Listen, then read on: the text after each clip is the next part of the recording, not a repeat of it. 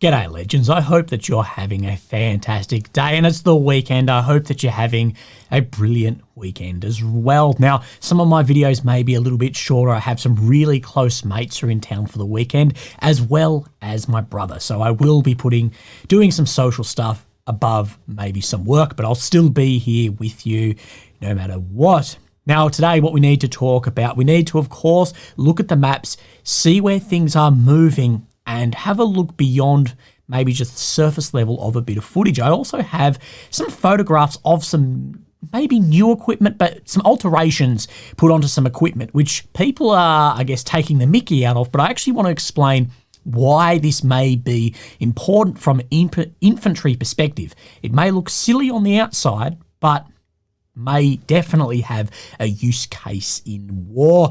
I want to talk as well about relations between the US and Russia and a Politico article that has caused a massive stir, as well as the Indian Prime Minister Modi and him going to Kyiv, going to Ukraine and speaking with President Zelensky. And that is historical. You and I have spoken so much about the global south, the influence India has, India and Russia's relationship, and Ukraine's need for that influence into the global south and the influence the global south can put onto Russia in this war. So we'll talk about that at length as well. But where I want to start is a year ago today, we lost someone who, whether you hate him or love him, will go down as a remembered historical figure, not only in this war in Ukraine, but also in the Russian Federation. Of course, what I'm speaking about is the leader of Wagner PMC, Yeni Progan.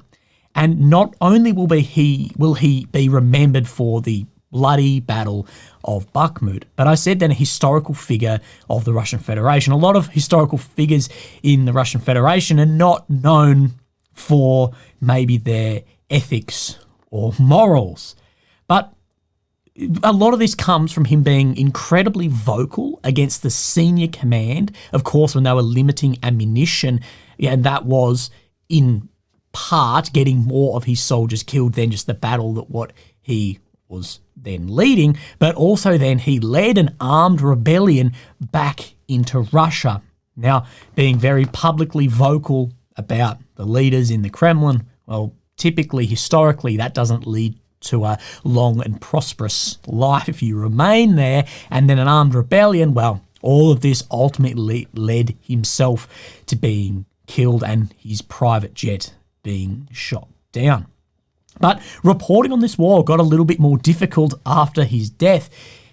He gave us a lot of content, whether from Biba and Dolik, and even him taking the piss out of them after that occurrence as well, all the way through to offering President Zelensky a dogfight in fighter aircraft, and whoever the winner of that dogfight was would take the city of Bakhmut.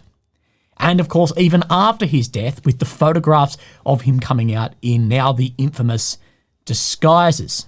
Now, of course, everyone is well aware of the moral failings of Prigozhin and the alleged war crimes of Wagner, even towards his own members. But as a soldier, there is a certain level of respect to a commander who was actually at the front and was not afraid to publicly criticize his own government about the decisions being made. Now, that doesn't take away from all the atrocities that occurred, but there still has to be a level of, I guess, respect there, being like, at least he was on the ground and in some ways was in the right area for the guys that were then there. So look, let's have a look at the maps, and this won't take us too long today. Actually, no, sorry, that's wrong. I want to look at this new equipment. That will be even faster.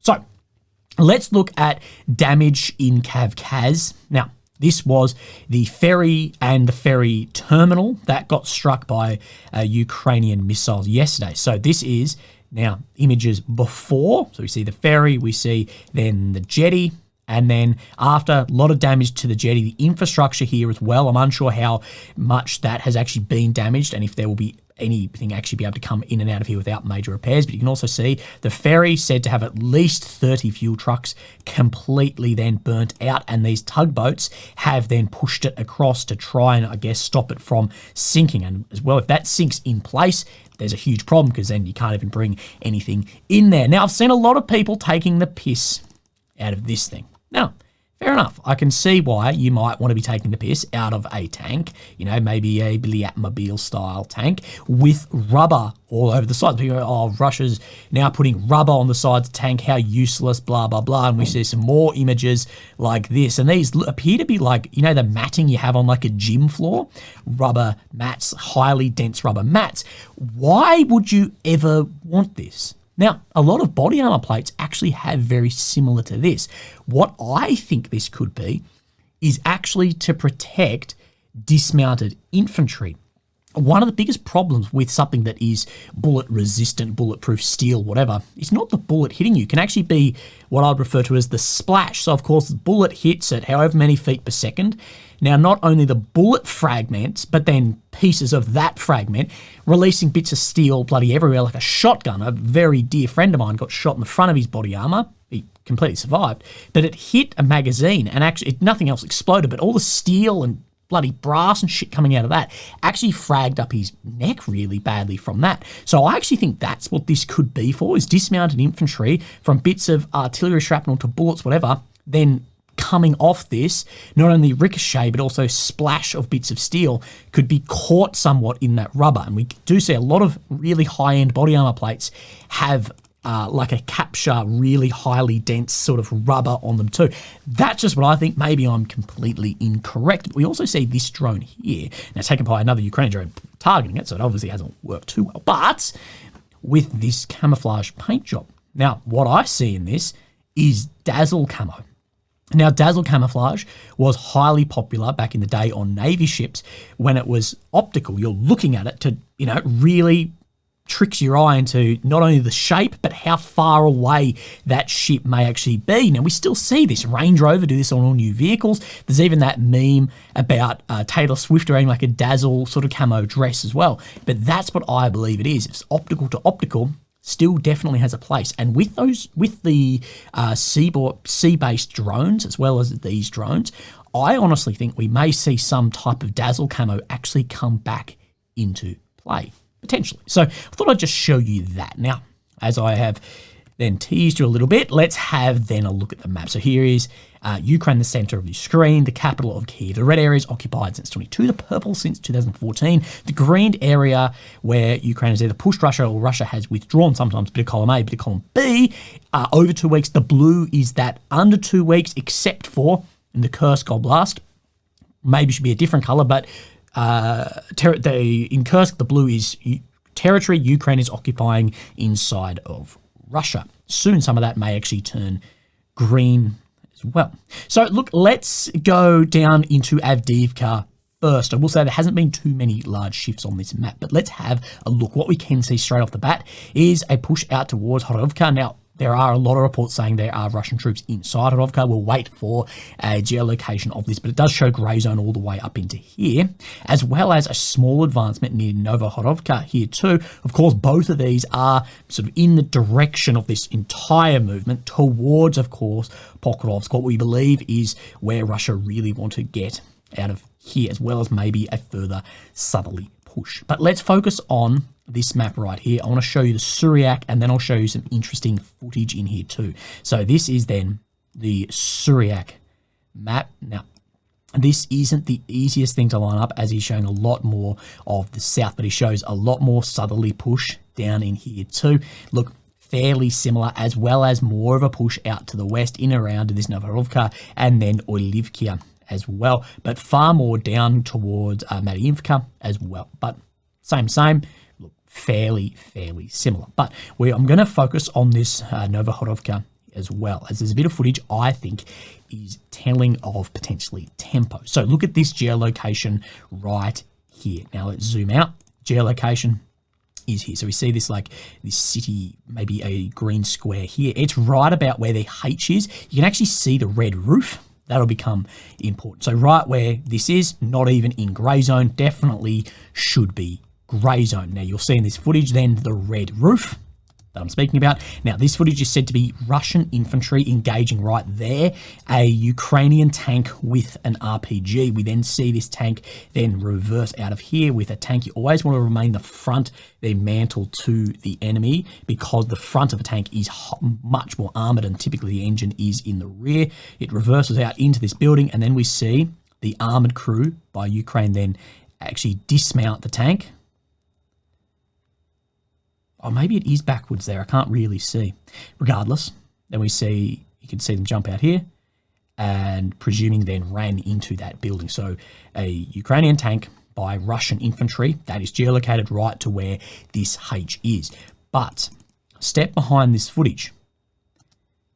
Look how much less damage.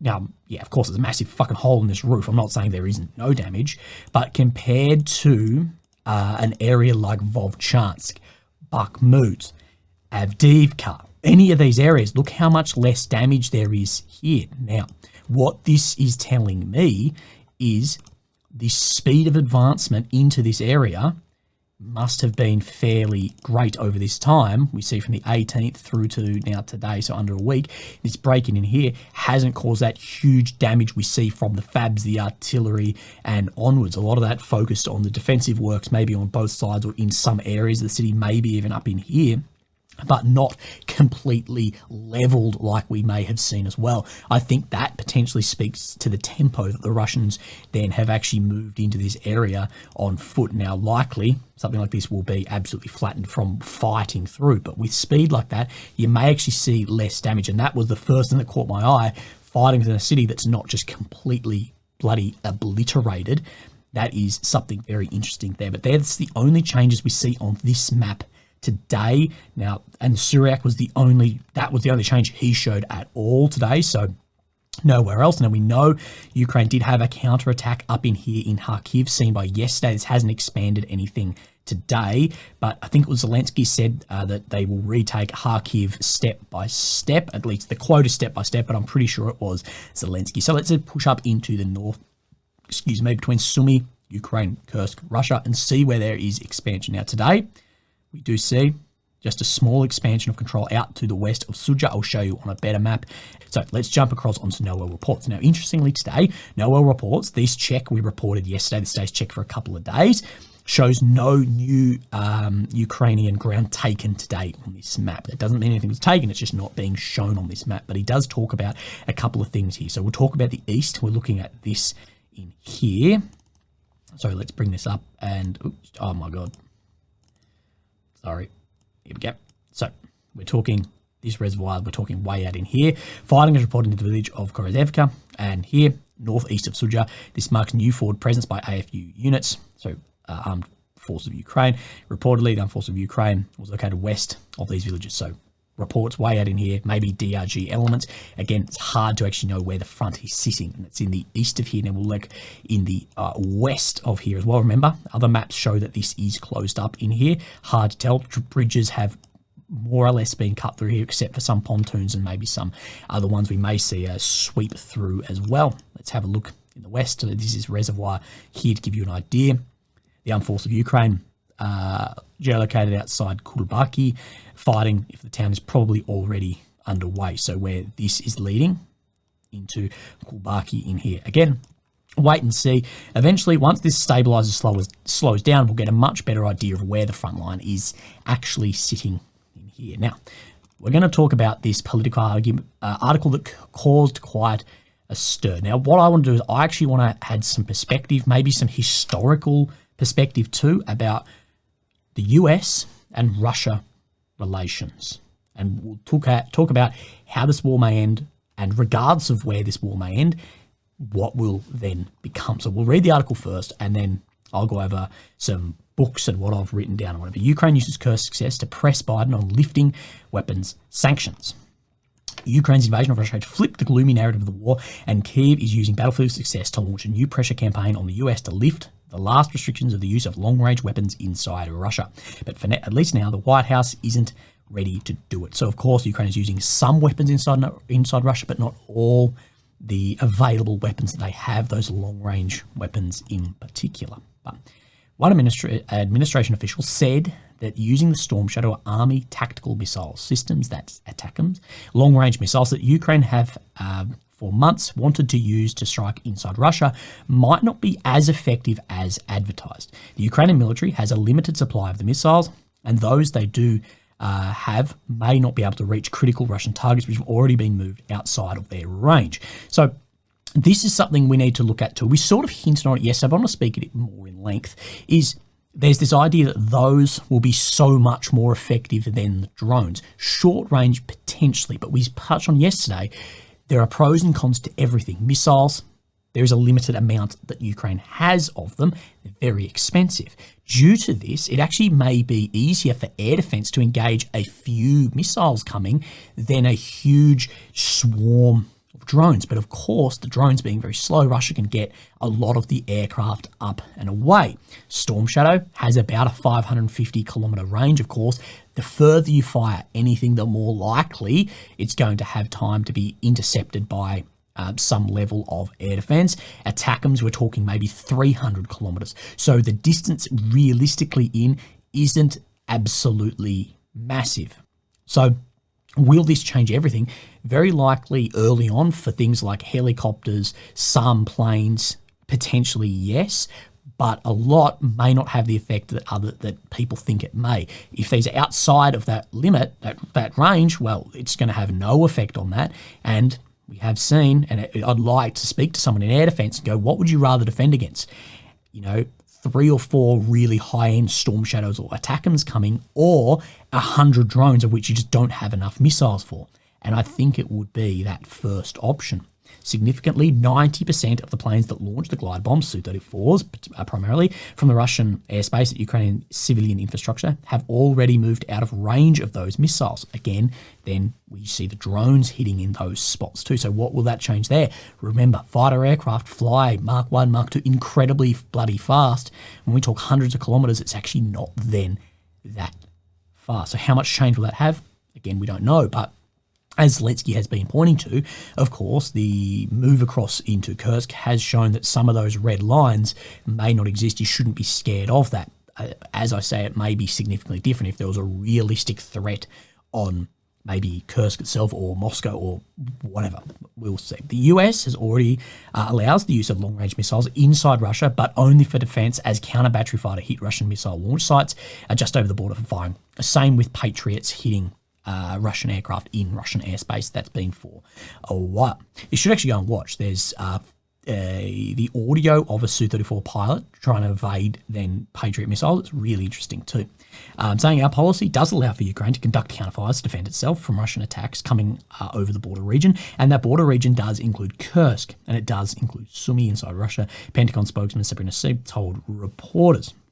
The Ukrainians fighting inside Russia are already using the US-made HIMARS systems to hit bridges, supply depots, and Russian units using precise munitions with US blessing. So there's definitely some. Ukraine want more. How much will effect will more have? Again, not then particularly sure, but those ranges are still going to be limited given that a lot of that sits then outside of that range. At the beginning of August, the coalition bipartisan senators organised a meeting with Jake Sullivan. Sullivan at various times held meetings with the senators to discuss Ukraine, but at his counter, the delegation had one unified message. The administration needs to change its stance now before it's too late, according to one person who was briefed on the meeting. Their argument was similar to the one and many others, including Ukrainians, have made before. The US should lift all restrictions, because if it doesn't and Ukraine loses, the administration will be known as the one that didn't do enough when it could. And of course, this argued senior officials in the White House who insist Washington has done more than any other country to help support Kyiv, and it shouldn't have to risk its own national security for Kyiv. Now, a friend of mine works in politics, so I won't say anything more than that, but what he has said is a lot of political sort of diplomacy is having a real struggle because there's this push of guilt, not this is what we want. There's a bit of a guilt, and there's a lot of pushback on that feeling of guilt, like we see here. You'll be the one that didn't do enough when you could. And he said a lot of people in politics are pushing back on that like guilt narrative, like we can see here, that we've done more than anyone else. How much should we then risk? Here, this is what John Mearsheimer talks about. You know, I'm a bit of a fan. I highly disagree with some things he says. I highly agree with others, and you can do that. That's exactly what critical thinking people should do. Don't be binary in your thinking. You can disagree. You can love one person for something and hate other thing they say. That's completely fine. When he talks about, say, a nuclear strike or whatever, what would actually be the response to this? That's an interesting sort of thought game to put yourself through. Officials in certain corners of the administration have told the Ukrainians that the US will eventually want to reset relations with Moscow, and lifting the restrictions could append those efforts. So what it is saying here is if we lift this, okay, it will help Ukraine in some degree. Not sure how much that will really help, but could it then, for the foreseeable future, absolutely upend any effort to have reset relations with Russia? Now, as I've put in here, the real threat to the Western world isn't Russia, except if it has a nuclear launch, and then that's a threat to humanity regardless. Don't worry about that. But it's actually the rise of China. China is incredibly powerful, massive population, a lot of ties with a lot of becoming more powerful economies, and especially where it sits in Central Asia. Of course, Russia has a shitload of natural resources. Those natural resources, with the climate shifting, whether you want to call it human climate change or climate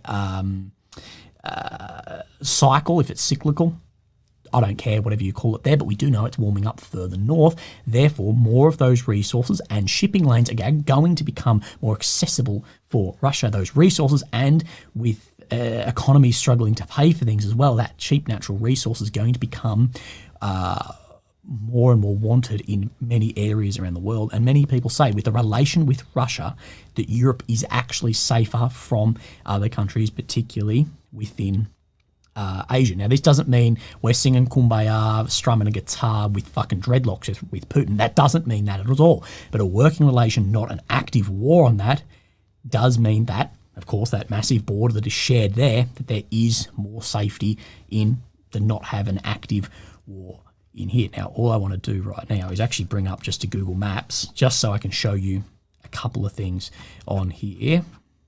I'm sure I'm zooming right out of here so I don't dox myself on anything, but this will become more relevant. So, regardless of how this war ends, Russia will still be a nuclear-capable state, and a very powerful nuclear-capable state.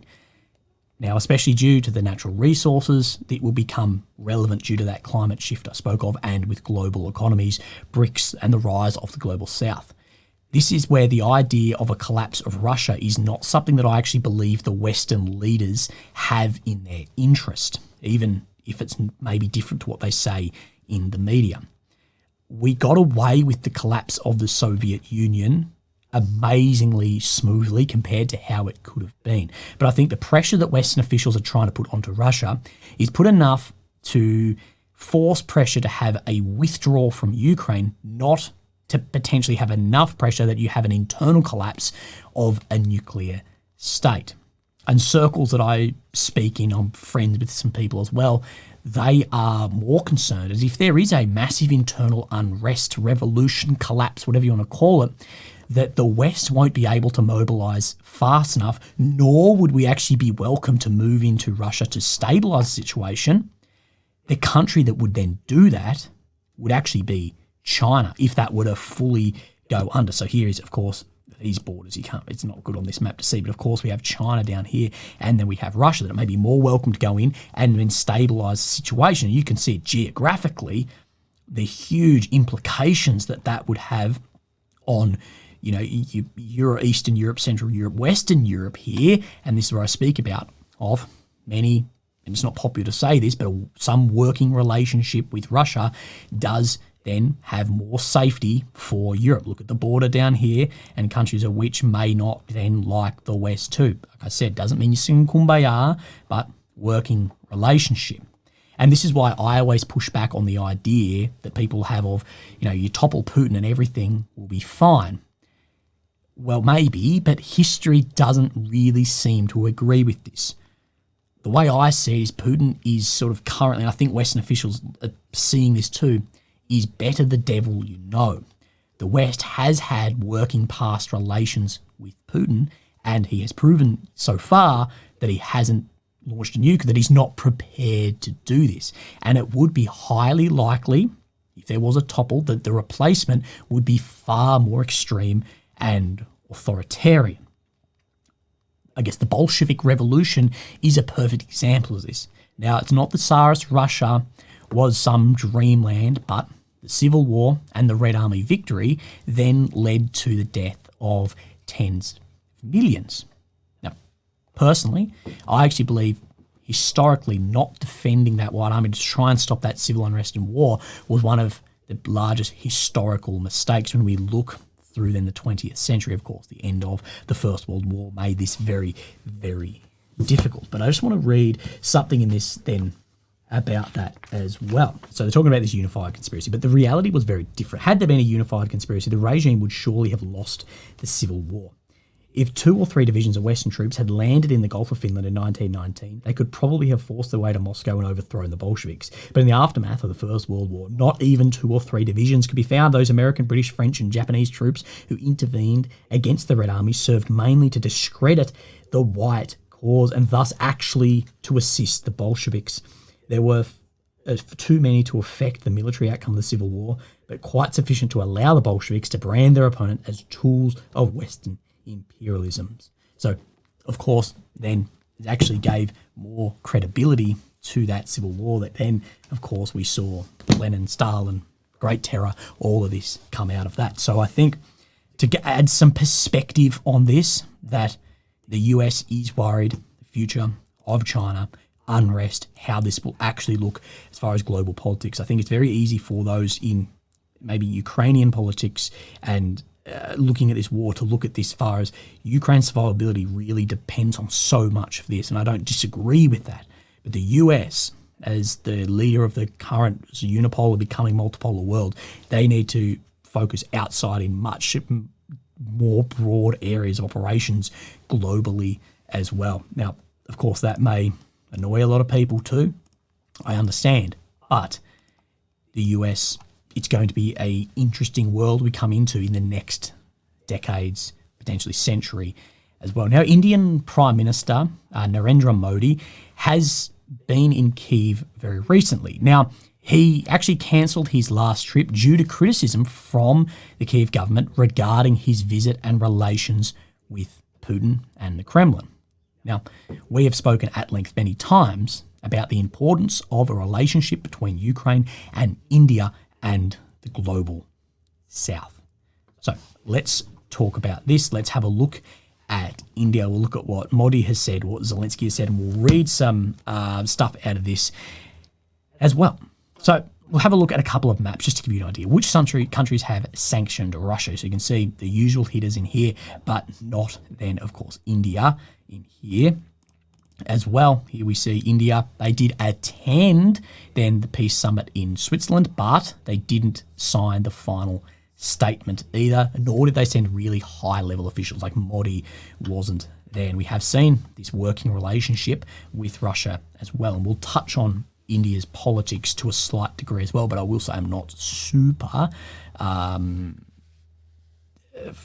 fluent, is it the right word, all over Indian politics and how they see the world, because it is very different to a lot of countries. But Modi has posted on Twitter, "My visit to Ukraine was historic. I came to this great nation with the aim of deepening India-Ukraine friendship. I had productive talks with President Zelensky. India firmly believes that peace must always prevail. I thank the government and people for Ukraine for their hospitality." Now, Zelensky has said this during Prime Minister Modi's visit. Ukraine and India solidified our partnership by signing 4 pivotal agreements. So number 1 for agriculture and food, 2nd for humanitarian grant assistance, 3rd for the cultural cooperation program, and 4thly a memorandum of understanding on pharmaceutical standards here, but not, like some people would like and or expect, like to say the peace communique or much then beyond that. But India has spoken about the need as well for peace. So we, India, are not neutral. From the very beginning, we've taken sides, and we've chosen the side of peace. We have come from the land of Buddha, where There is no place for war. We have come from the land of Mahatma Gandhi, who had given the message of peace to the entire world. Now, there is a joint statement between the Ministry of External Affairs, India, and Ukraine's ministry as well, that this first ever visit by an Indian Prime Minister to Ukraine diplomatic relations in the year 1992. Both leaders expressed mutual interest in working towards elevating bilateral relations, a strategic partnership with Ukraine, upholding principles of international law, including the UN Charter, which has respect for territorial integrity and sovereignty of the state. That is, of course, they're a very, very important point in here, especially if we look at if there is some peace negotiation plan. It's here. The Indian side reiterated its principled position and focus on peaceful resolution through dialogue and diplomacy, of which India attended the Summit on Peace in Ukraine in Bergenstock, like we showed on the map. The Ukrainian side welcomed such participation. India highlighted the importance of high-level participation in the next summit. The Ukrainian side conveyed that the joint communique and peace formula adopted at the summit in Ukraine could serve as the basis for further efforts to promote just peace and dialogue, diplomacy and international law. Again, India didn't signed this. Indian Prime Minister Modi reiterated the need for sincere and practical engagement between all stakeholders, so Ukraine, Russia, US, Russia, to develop innovative solutions that will have a broad acceptability and contribute towards early restoration of peace. He reiterated India's willingness to contribute to all possible ways to facilitate an early return of peace. So it seems very peace-oriented, but we do see in point number 6 here for the territorial integrity and sovereignty of the state. It'd be interesting to see where India really, if there is high-level negotiations, see the difference between having peace and territorial integrity and what, of course, on the scales can have a tip there. Now, Henry Kissinger, a very polarizing figure. He speaks a little bit about India, and like I said, my knowledge on India is limited, but we'll read some pieces out of this. In Japan, the impetus of Western intrusion changed the course of a historic nation. In India, it reshaped great civilization into a modern state. India has long developed its qualities in the intersection of the world order, shaping and being shaped by their rhythms. It has been defined less by its political borders than by a shared spectrum of cultural traditions. No mythic founder has been credited with such promulgating Hindu tradition, India's majority faith and wellspring of several others. History is traced in evolution dimly and incompetently through synthesis of traditional hymns, legends, and rituals. So as you can see, a much more, that's what I'm looking for, it's a more spiritual approach to a lot here as well. So this is the former Prime Minister here. The quest of leading a role among non-aligned India was adhering to a concept of international order compatible with inherited on the both global and regional level. So Nehru, the former Prime Minister, defined India's approach in terms of 5 principles of peaceful coexistence, given the name of Indian philosophical concept of Panchashila. Principles of coexistence. These are in fact more high-minded recapitulation of Westphalian model for a multipolar order of sovereign states. So number 1, mutual respect for each other's territorial integrity and sovereignty. So I believe this is what Modi is here speaking about, of that Panchashila. Number 2 is mutual non-aggression, mutual non-interference in each other's internal affairs, so sovereignty, equality and mutual benefit, and peaceful coexistence. So I think this is where Modi is applying a lot of this into the joint statement that we are looking at here. That's why it's important to read, guys. So here we speak about a firm mandate and charismatic leadership. Administration of Modi, of course, came in 14.